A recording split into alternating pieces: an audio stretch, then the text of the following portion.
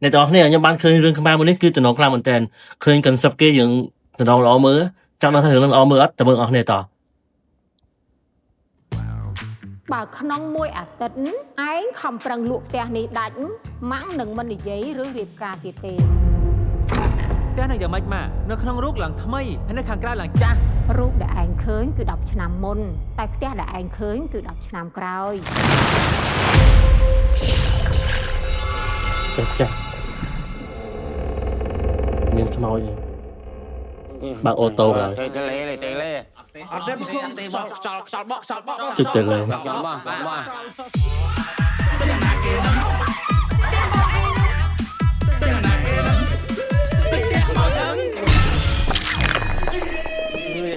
ខ្មោចមែនអាមកឆែចាយដនអូអញណាគេចាស់ទៀតអញវាយមកដល់ខ្មោចលងអាណាដឹងចាស់ទៀតវាលងដែរអញវាយខ្លាចអត់ចុះបើមិនខ្លាចអញរត់ទៅអីអូយសូតែពាក់ព័ន្ធមកចៅយុទ្ធនោះបងវាចាប្រយ័ត្នទួតវាទៅខូចផែនការរងទៅផ្លូវវិញមិនដឹងផ្លូវណាទឹកញ៉ាត់ទៅបញ្ញាប់ត្រូវលក់ផ្ទះពីមួយយប់គឺយុទ្ធកៅផ្ទះបនអត់តែមេឃលឺព្រះអាទិត្យរះមកគូញ៉ាំគូឆ្លោះហត់ណាស់ព្រះ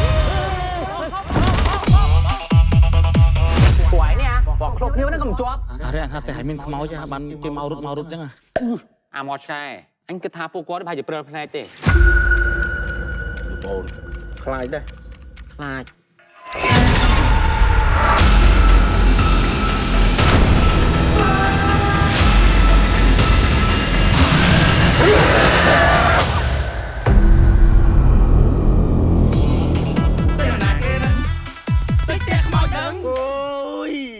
មកបន្លាចគេចឹងឲ្យទៀតចឹងហើយ